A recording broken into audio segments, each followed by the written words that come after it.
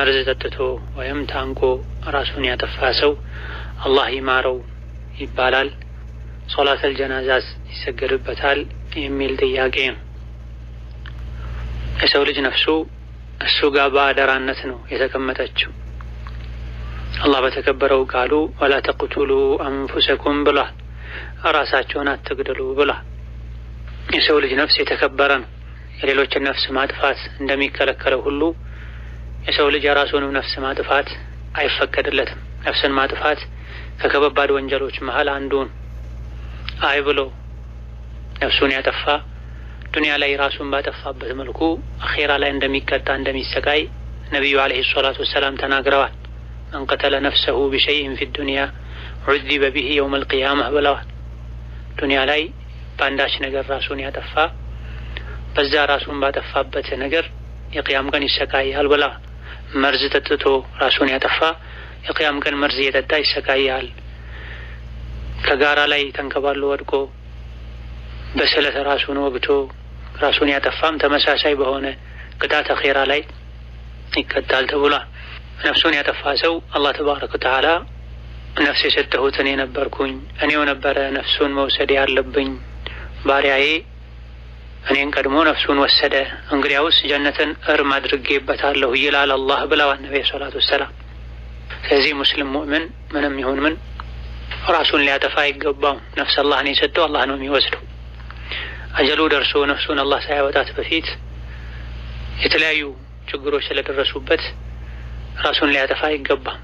በአላህ የማያምን ሰው ሶብር የሌለው ሰው ነው ራሱን የሚያጠፋው።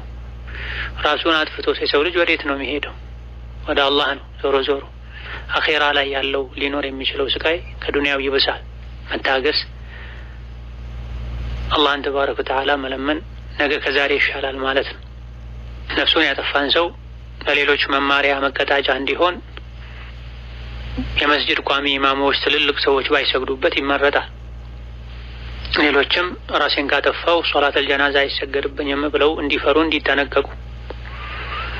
ስለዚህም ነው ነቢያችን ሰላቱ ወሰላም ራሱን ያጠፋ ሰው ላይ በመቀስና መሰል ስለት ነገር ራሱን ያጠፋ ሰው ላይ አልሰግድም እንዳሉ ተነግሯል።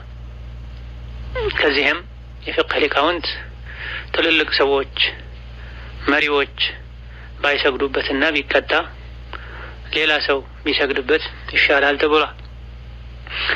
ሙሉ በሙሉ አይሰገድበትም የሚባለው ሐራምነቱን ከማወቁ ጋር ክልክል መሆኑን ከማወቁ ጋር ነፍሴ የራሴ ናት መብቴ ነው ክልክል አይደለም ብሎ ያጠፋ በዚህ ሊከፍር ይችላል።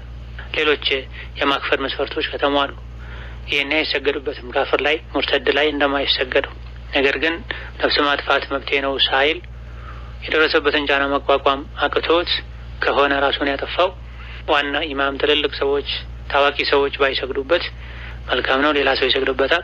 ኢስቲግፋሩን በተመለከተም በዚህ ድርጊቱ ይከፍራል እስካልተባለ ድረስ ኢስቲግፋር ማድረጉ አላህ እንዲምረው መጠየቁ ችግር የለውም፣ ይፈቀዳል። ምናልባትም ራሱን በማጥፋቱ ከባድ ወንጀል ላይ ስለወደቀ ከሌሎች የበለጠ የአላህን ምህረት ለሱ መጠየቅ አስፈላጊ ይሆናል። ሌላኛው ጥያቄ